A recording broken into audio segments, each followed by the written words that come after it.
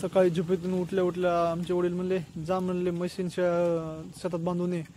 मग मी निघालो मशीन शेळ्या घेऊन. तर नदीनं येता बघितलं होतं का मण्याला पाणी आलं होतं. मग विचार केला चलाकडे शेळ्या बांधून येऊन मित्रांना आपली नदी दाखवावं. एक वर विसार आहे ते मासे पकडायचं ते विसार पण दाखवा म्हणलं.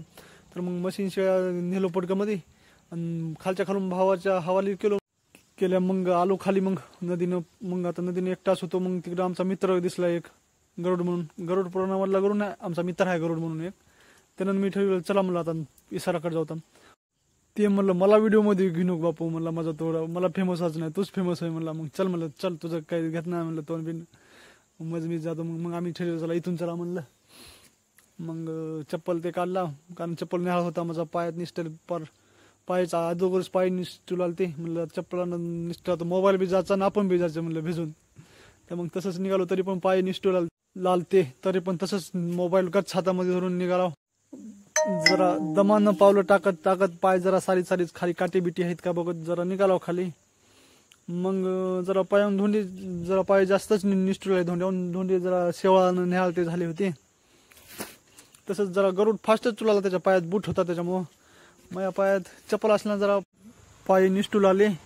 ते म्हणलं चल पटपट म्हणलं. मी म्हणलं जरा थांब बापू म्हणलं पाय निसटले तर त्याच्यामुळं जरा दमानं चलू दे बापू म्हणलं मला आता नाही तर मोबाईल बी जायचा आणि मी बी जायचा म्हणला. ते मला बरं ये खट्या ये म्हणला इथंच घाल म्हणला दिवस तो आता.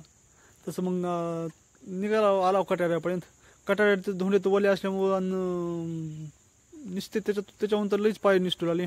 त्याला म्हणलं बापू दमानं येतो म्हणलं तू चल म्हणलं पुढे. तसंच खट्या मोबाईल सांभाळत निघालो आलो. एकदा मोबाईल पडणार होता तरी पण तसा धरला काय सांगा तुम्हाला आता. तुम्हाला वाटलं खोटं बोलायला पण खरंच पडणार होता कारण धोंडे लईच निहाळ झाले होते. शेवाळानं हे ते पाऊस पडल्यानं जरा लई दिवस झाला पाऊसच नव्हतं की त्याच्यामुळं जरा पाय लईच जपून टाकावं लागू लागला. मग विचार केला येताना व्हिडिओ काही बनवायचा नाही म्हणलं महागात पडेल म्हणलं मोबाईल पडला तर आपला. मग तसंच खट्या आलो विसारावर. बघितलं तर काय माशाच नाही तर कवा मरून पडले होते की 2-4 माशा त्याच माशा होत्या. मायला म्हणलं कुणी तर येऊन अदोगरच येऊन घेऊन गेलं गडी म्हणलं माशा कारण पाणी जास्त होतं. माशा तर पडायच पाहिजे होत्या एवढ्या मोठ्या. 2-4 माशा होत्या. मग मित्र म्हणला नाही गं म्हणला चल म्हणलं आपली बेजारी झाली म्हणलं. आम्ही विचार करून आलो होतो किंवा जर माशाचं पडले असतं तर नदी सोडून द्यावं. श्रावण महिन्यात चालू आहे तेवढंच पुण्य लागलं तर लागलं म्हणलं. म्हणून म्हणलं मला इथं अदोगरच मरून गेलेल्या माशा आहेत म्हणलं काय कामच नाही. उलटा खेप झाली म्हणलं बेजारी झाली म्हणलं आपली. चलाकडे म्हणलं आता निघावं म्हणलं. मग मित्र म्हणला थांब म्हणला 2 मिनिट थांब म्हणलं एखादी माशी आली तर आली म्हणला त्याचा व्हिडिओ बनवून म्हणला.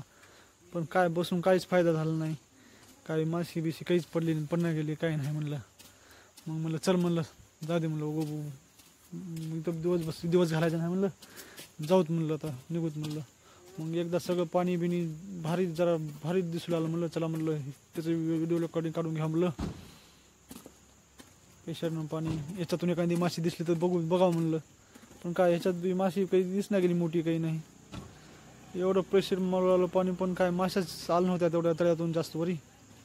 चला म्हणलं आता चिखल पाण्याचं घरी जाऊन चला म्हणलं आता निघाला. मग आला घराकडं वाटेनं चिखल अजूक पाय भरले नदीत पाय धुलेले होते अजूक पाय भरले चिखलामध्ये. चलाकडे म्हणलं आता घरी जाऊन अजून पाणी सांडावं लागते म्हणलं आता पाय धुवायला.